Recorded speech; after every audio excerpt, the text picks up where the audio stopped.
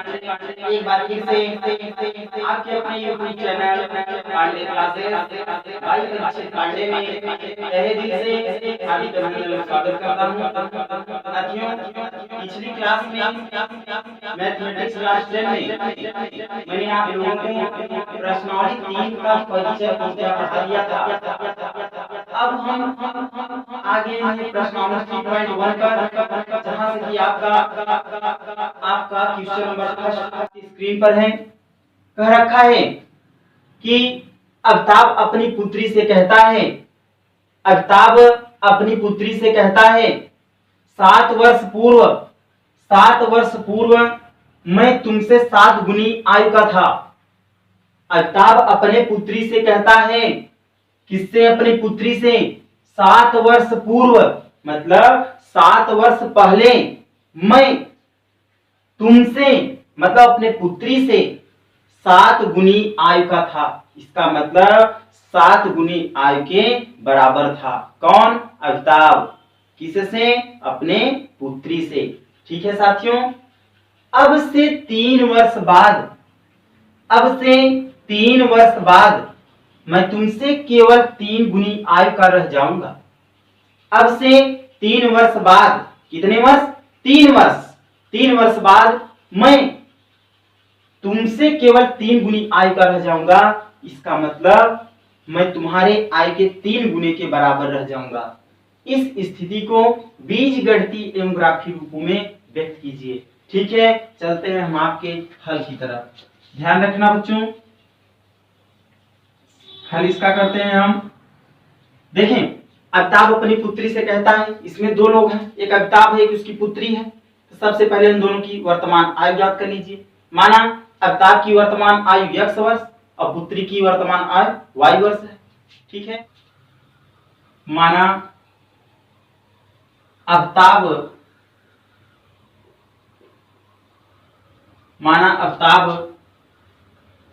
की वर्तमान आयु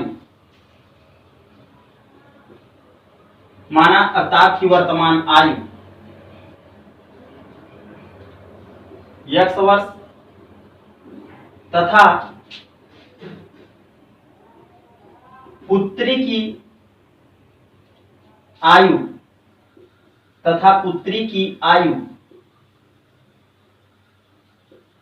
y वर्ष है। ठीक है बच्चों, इसका मतलब पुत्री की वर्तमान आयु कितना है? y वर्ष है। अब क्या कहता है आगे की ओर? कहता है 7 वर्ष पूर्व, इसका मतलब 7 वर्ष पहले। तो 7 वर्ष पहले अमिताभ की आयु निकाल लो, फिर 7 वर्ष पहले पुत्री की आयु निकाल लो। ठीक है, लिखेंगे कि 7 वर्ष पूर्व या पहले 7 वर्ष पहले किसकी आयु? अमिताभ की आयु।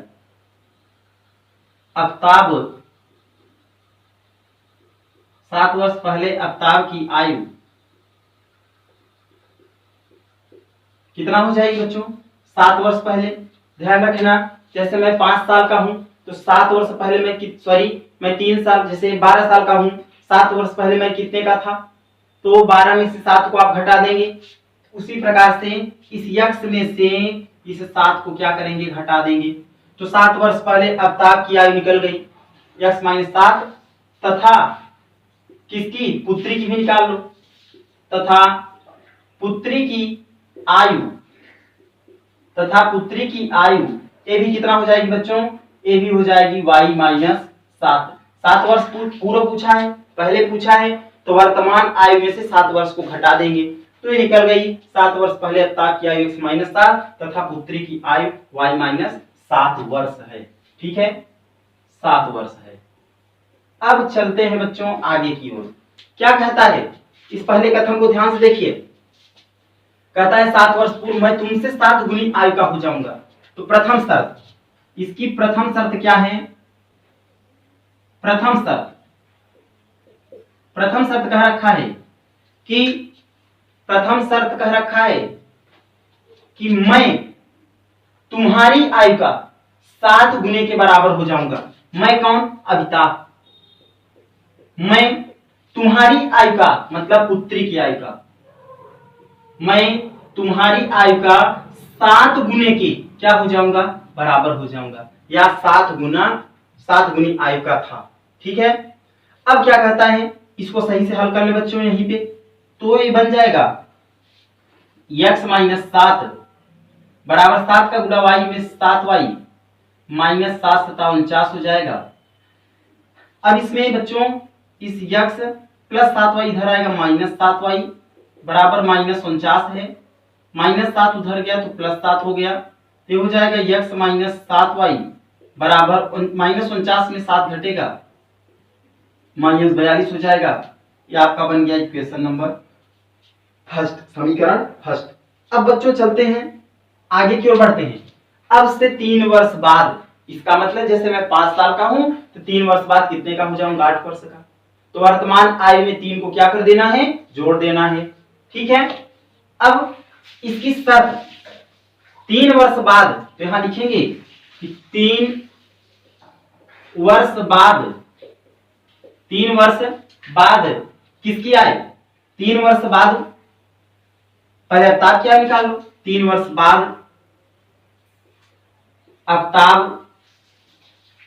अवताब की आयु, 3 वर्ष बाद अवताब की आयु कितना हो जाएगी बच्चा, 3 वर्ष बाद कह रहा है, इसका मतलब इस यक्ष में 3 को जोड़ देंगे तो यक्ष प्लस 3। ठीक, तो 3 वर्ष बाद अवताब की आयु यक्ष प्लस 3 तथा पुत्री की आयु,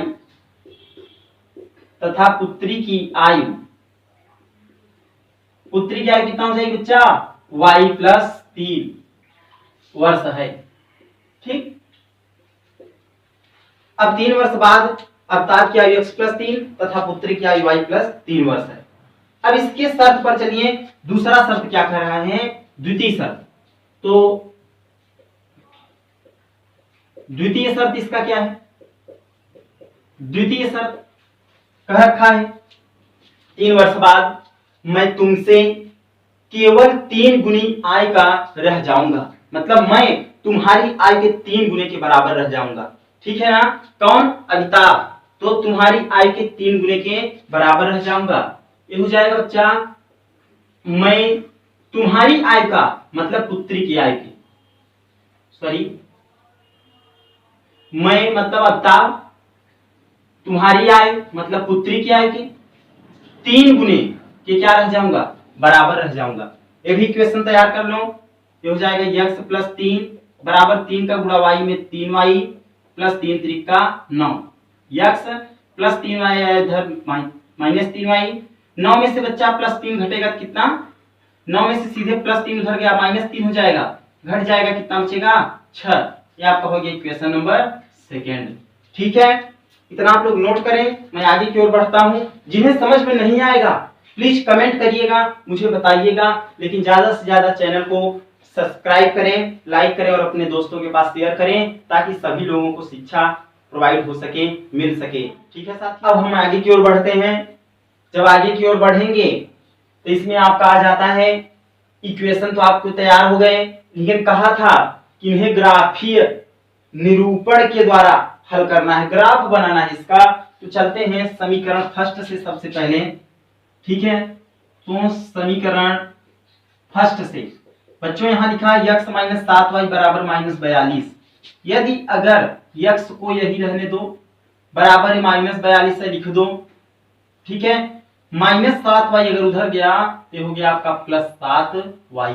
अब क्या करेंगे बच्चा, इस y की जगह, किसकी जगह, y की जगह आप क्या रखेंगे, यहां रखेंगे y बराबर 0। देखो बड़ी संख्या रखो, नहीं तो आपको ग्राफ थोड़ा सा नंबरिंग करेंगे तो लंबा मार्क्स करना पड़ जाएगा नंबर, इसलिए आप रखो 0, 4, 5, 6, 7, 8 ऐसे संख्या रखो। ठीक है, जैसे 0 हो गया, 4 हो गया, 5 हो गया, 6 हो गया, 7 हो गया, ये y की जगह रख दो। तो बच्चों मैं इसका मैं ग्राफ बना लेता हूं ताकि आपको ना नंबरिंग करने में कोई प्रॉब्लम भी नहीं होगी, और ग्राफ भी आपका आसानी से तैयार हो जाएगा। ठीक है, इसमें देखो ये आपका है, यहाँ है y, क्या है y, यहाँ देखिए x। अब देखो कैसे, देखो बच्चों, यदि अगर आप वाई का मान कितना मैंने कहा रखने को 0, 4, 5, एक भी रख सकते हैं, एक से स्टार्ट होता है ना। आप सोच रहे हैं कि 4 से क्यों रख रहे हैं, मैं 4 से इसलिए रख रहा हूं क्योंकि 4 का गुणा जब वाई में होगा 7 चौक 28 माइनस 42 घटे, क्योंकि ग्राफ पर लंबा नंबर ना लिखना पड़े, इसलिए मैं सोच रहा हूं छोटा नंबर लिखा जाए। ठीक है, इसलिए रखेंगे सबसे पहले बच्चा 0। यदि अगर 0 रखेंगे तो कितना आएगा, यदि 0 रखेंगे, 0 यहाँ 0 रखेंगे, 7 0 हम 0 हो गया, कितना बचा माइनस 42, किसका मान, यक्स का मान माइनस 42। फिर रखेंगे कितना, 4 रखेंगे, अगर 4 रखोगे तो 7 चौक 28 हो गया, माइनस 42 से 28 को माइनस कर लो, माइनस 42 से 28 को माइनस कर लीजिए। ठीक है, सॉरी प्लस है, यहाँ प्लस है, 7 चौक 28 होगा। अब माइनस 42 से 28 को अगर आप घटाएंगे तो आपका बच जाएगा यहाँ पे माइनस 14, माइनस 14 हो गया आपका, माइनस 14। यदि अगर आप 5 रखोगे, देखो 7 बचे 35 होगा, है ना, माइनस 42 से 35 घट जाएगा तो कितना बचेगा, माइनस 7 बचेगा। अब यहाँ पे रखेंगे 6, तो 7 6 42, 42 हो जाएगा, 6 रखेंगे, 7 6 42 हो गया, तो माइनस 42 में प्लस 42 घटा, कितना बचा 0, यहाँ कितना रखा आपने 6, तो यहाँ गया कितना 0। अब कितना, अब ध्यान रखना, अब कितना 7 रखेंगे तो 7 7 49, माइनस 42 में से प्लस 49 को घटाओगे तो यहाँ आपने 7 रखा, यहाँ आपको 7 मिला भी, है ना। तो इस समीकरण फर्स्ट से आपने वैल्यू रख करके ज्ञात कर लिया। ठीक है, अब चलते हैं इक्वेशन समीकरण सेकंड से, समीकरण सेकंड से।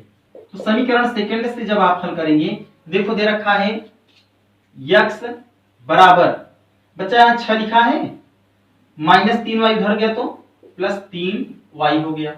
ठीक है, अब क्या करेंगे, अब इसमें भी y का मान कितना रखेंगे 0।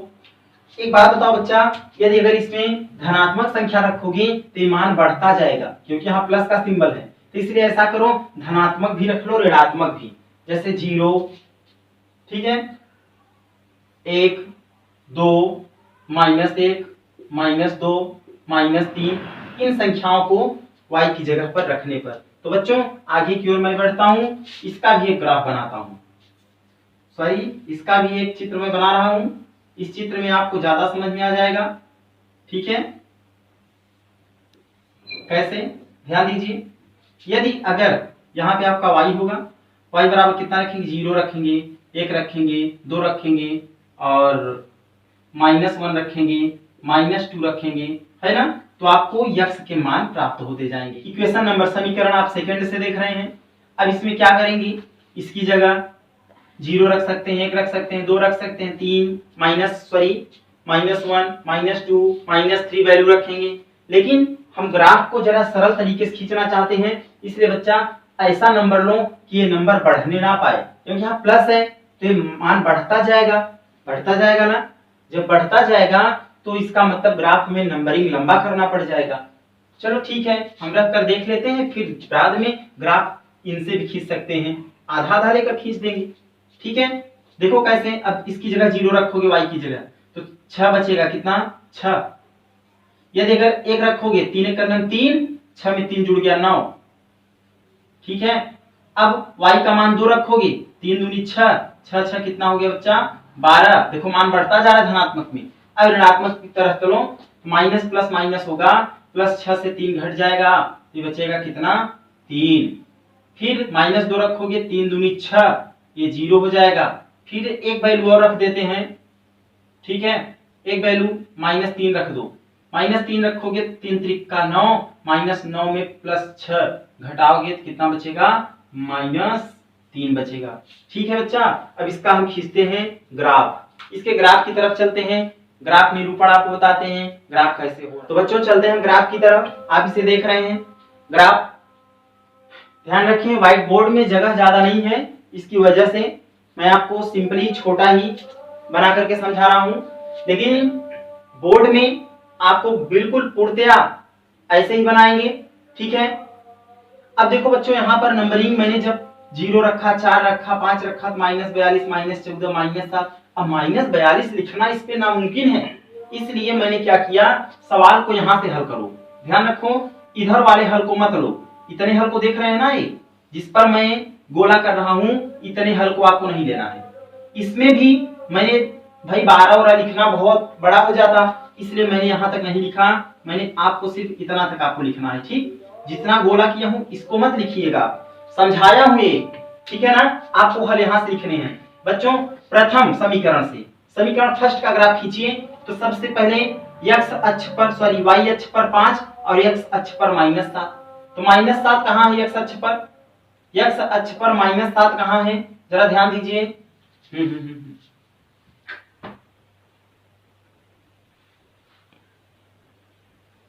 तो सबसे पहले बच्चों x अक्ष पर देखो, इस पहले समीकरण से देखो x अक्ष पर -7। तो -7 कहाँ है x अक्ष पर? यहाँ पर आपको नजर आ रहा है, देख रहे हैं। और इसी के ऊपर दे रखा है y अक्ष पर 5। तो y अक्ष पर धनात्मक 5 दे रखा है। धनात्मक 5 कहाँ जाएगा? ऊपर की ओर। देखो धनात्मक 5 आपका यहाँ है। तो बच्चों इसके सामने से आप यहाँ जाएंगे, a यहाँ, ठीक। इसी -7 के सामने से किसके ऊपर जाना है? इस y अक्ष पे 5 के सामने। तो 5 के सामने आप आ गए, यहाँ पे आपका कितना हो गया? -7 और कामा कितना? -7, 5। ये आपका हो गया पहला। दूसरा x अक्ष पर 0, x अक्ष पर 0, x अक्ष पर 0 और y अक्ष पर 6। तो x अक्ष पर 0 आपको कहाँ मिलेगा बच्चा? यहाँ पर, ठीक है। y अक्ष पर 6, तो y अक्ष पर धनात्मक 6 कहाँ मिलेगा? यहाँ पे। यहाँ आपको हो गया 0, 6, ठीक है। अब एक और देखो, 7, 7, समझ पा रहे हैं? मतलब x अक्ष पर पहले 7 जाओ धनात्मक, x अक्ष पर धनात्मक 7 कहाँ है? यहाँ है ना। y अक्ष पर धनात्मक 7 यहाँ है। इसी के सामने आपको ऊपर जाना होगा, ये यहाँ पे, ठीक है ना, इस 7 के सामने। समझ पाए बच्चा? तो ये कितना हो गया आपका? 7, 7। ये समीकरण फर्स्ट से, समीकरण फर्स्ट का जो ग्राफीय निरूपण है उसी को मैं लिख रहा हूँ। 5, -7 सॉरी -7, 5 -7, 5 0, 6 क्योंकि पहले भुज आता है x फिर कोटि, ठीक है। फिर 7, 7। अब इसका ग्राफीय निरूपण आप कर दीजिए। तो ग्राफीय निरूपण जब आप इसका करेंगे किस तरीके से करेंगे बच्चा? इस तरीके से। देखो a ऐसे मिलेगा, इसको जरा मुझे बगल में लिखना चाहिए, -7, 5 को, ठीक है।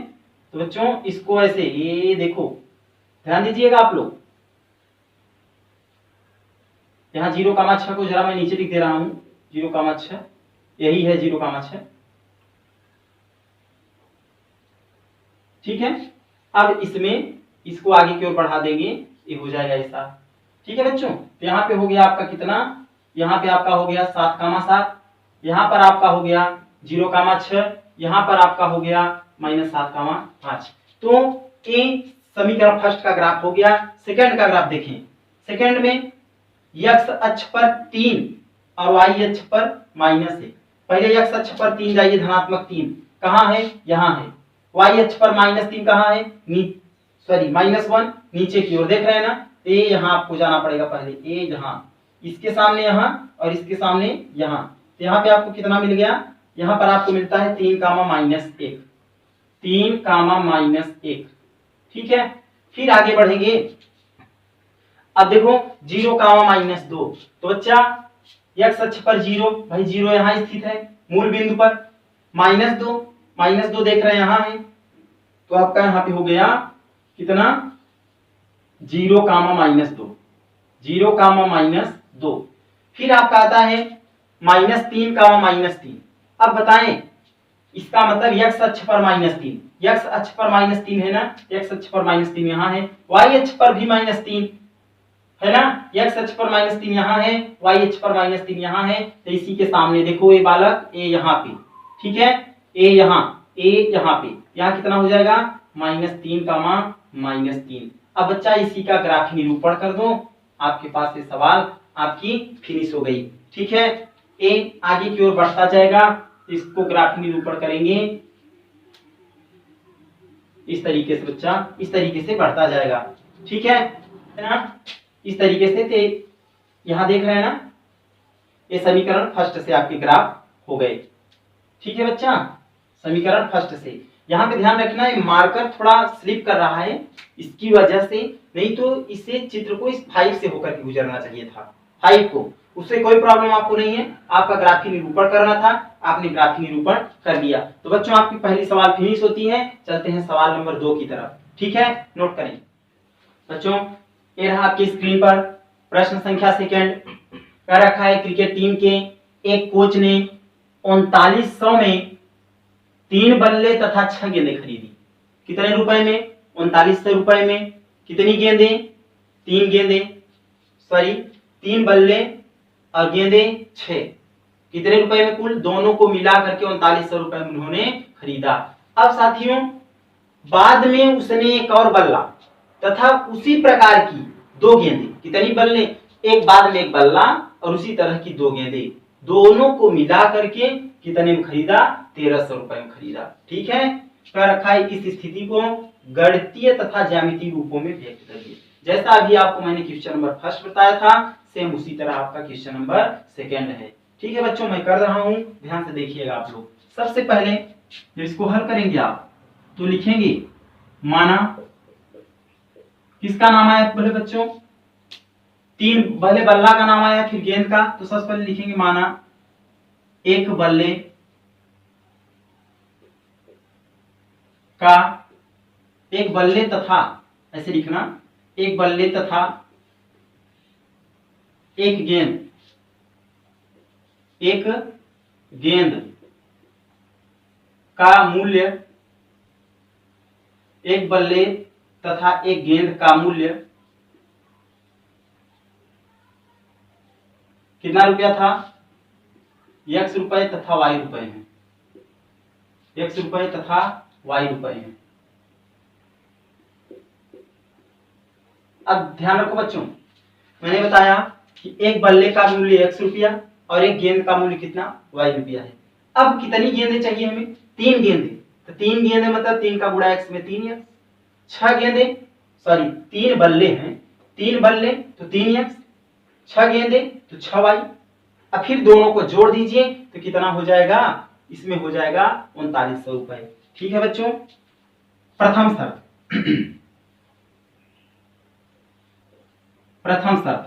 प्रथम शर्त क्या है उसकी? प्रथम शर्त ध्यान से सुनो, 3 बल्ले चाहिए तो 3 का गुणा x में 3x प्लस कितने? 6 गेंदें तो 6y। भाई दोनों को जोड़ करके तब तो 3900 रुपए में कोच ने खरीदा था। कितने रुपए में? 3900 रुपए में। अब आप क्या करेंगे, ध्यान से सुनिए बच्चों, 3 से सब में भाग दे दीजिए ताकि ये छोटा हो जाए। तो 3 से लिखेंगे, या तो इसको सिंपली बना दे, जैसा आप लोग कहें वैसा कर दिया जाए। तो ये 3900 रुपया का क्या हो जाएगा? 3x प्लस 6y बराबर 3900 रुपया है। तो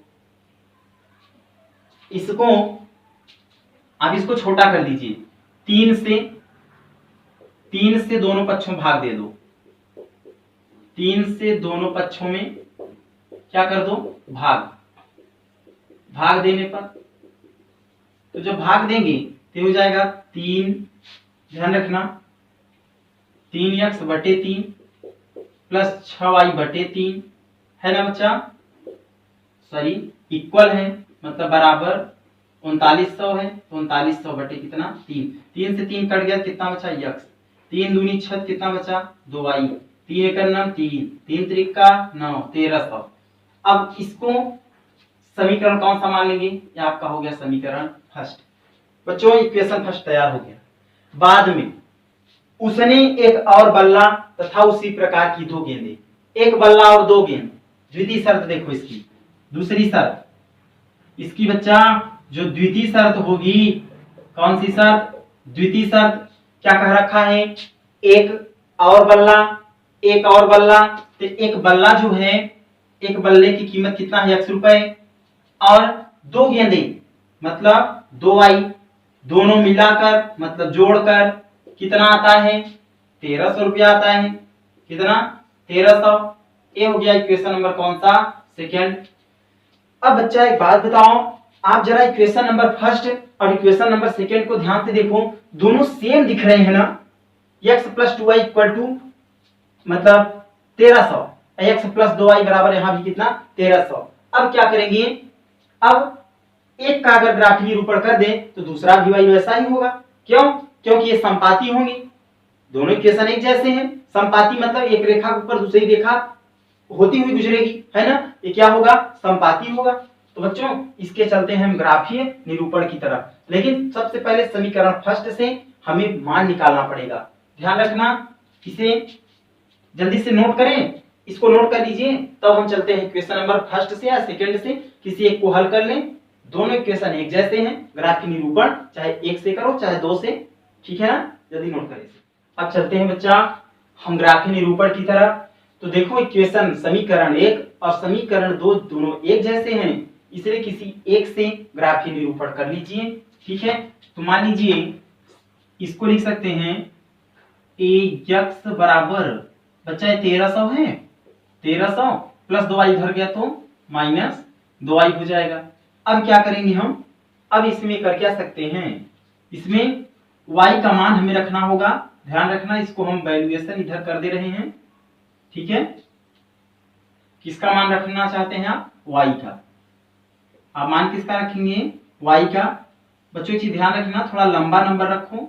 लंबा नंबर क्यों, लंबा नंबर क्यों रखना है, क्योंकि 1300 जो है बहुत बड़ा है ना, इसलिए ऐसे रखो 100 200 300 400 500 600, या ऐसे रखो या ऐसे रखो 300 600 900 1200 ऐसे रखो।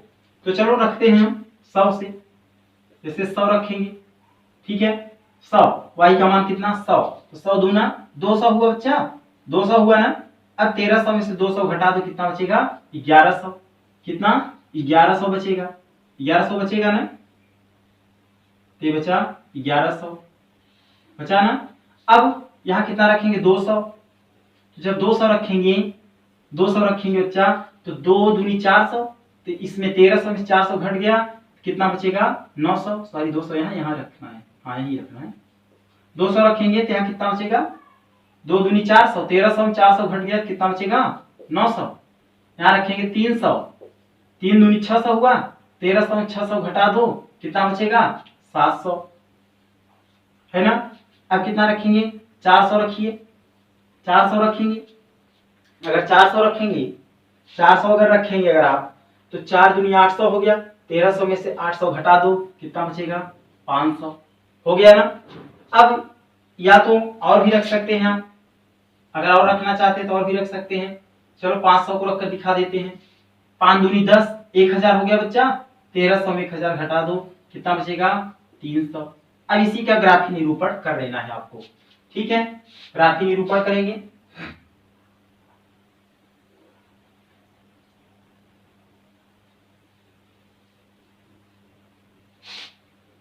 ग्राफीय निरूपण मैं आपको करके दिखा दे रहा हूं। ध्यान रखना बच्चों, ये नीचे की ओर माइनस होता है ना, इधर भी माइनस होता है। ये आपका x डैश है, ये आपका y डैश है ना। ये धनात्मक होता है ऊपर की ओर, ये भुज सॉरी कोट कहलाता है, और ये भुज कहलाता है। x को भुज कहते हैं, y को कोट कहते हैं, ठीक है बच्चा। ये मूल बिंदु होता है जिनके निर्देशांक 0,0 होते हैं। अब चलते हैं, देखो सबसे पहले इसका नंबरिंग कर दीजिए, इस प्रकार से आपकी नंबरिंग यहाँ हो गई। अब देखो चलते हैं ग्राफ की तरफ।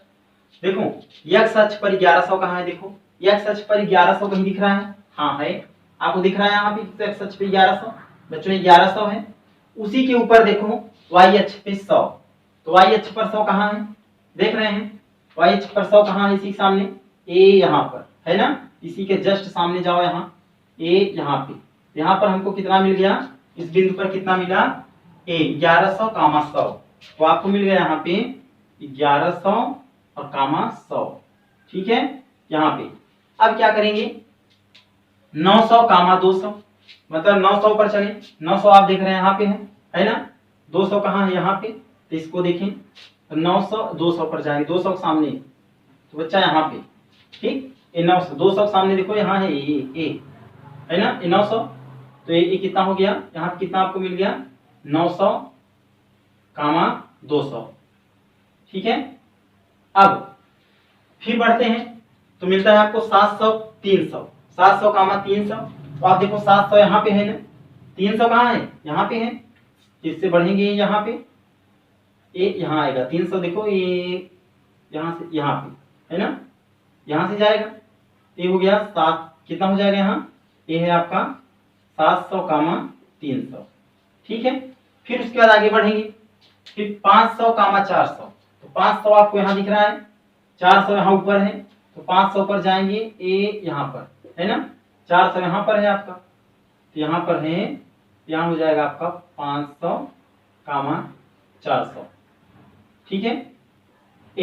उसके बाद आगे बढ़ेंगे तो 300 कामा 500, x अक्ष पर 300, y अक्ष पर 500, तो 300 यहाँ दिख रहा है, 500 यहाँ है ना, यहाँ पे आपको मिल गया कितना, 300 कामा 500, ठीक है बच्चों। अब इसी का ग्राफी निरूपण कर देना है, इसी को आपको मिला देना है। देखो बच्चा, हम मिला दे रहे हैं इसको, देखो कैसे हम इसको मिला दे रहे हैं, आप लोग जरा ध्यान से देखिए,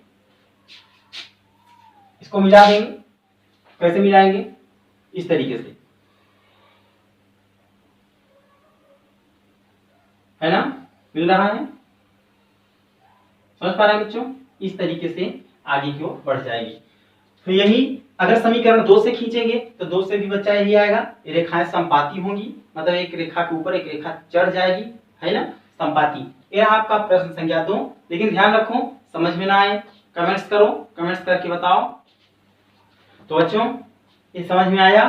प्रश्न संख्या 3 आपको स्वतः अपने से करना है, घर पर आप लोग खुद करेंगे, क्योंकि इस प्रश्नावली में केवल 3 क्वेश्चन है, 3.1 में केवल 3 क्वेश्चन है, मैंने पहला और दूसरा कर दिया, तीसरा स्वतः आपको अपने से करना है। ग्राफ से घबराइएगा मत कि ग्राफ कैसे बन रहा है, ठीक है भाई, ऐसी संख्या आपको रखना है y का वैल्यू जो कि x अक्ष और y अक्ष दोनों पक्षों को संतुष्ट करता हो। आप नंबरिंग कितना भी बड़ा कर दो, आपके पास में पॉसिबल है तो नंबर बड़ा लिखो, ठीक है, उस पे ग्राफ आप अलग से बनाएं, लेकिन ये मत घबराइए हमारी आकृति गड़बड़ हो, ऐसा कुछ हो नहीं सकता, ठीक है। छोटे बनाओगे तो भी, बड़े बनाओगे तो भी ग्राफ एक ही जैसा होगा, और नंबरिंग अलग करने पर ग्राफ बदल सकता है, ठीक है ना।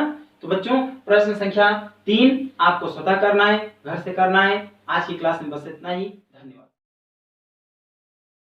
पांडे क्लासेज को ज्वाइन करने के लिए हमारे YouTube channel Pandey classes by Parikshit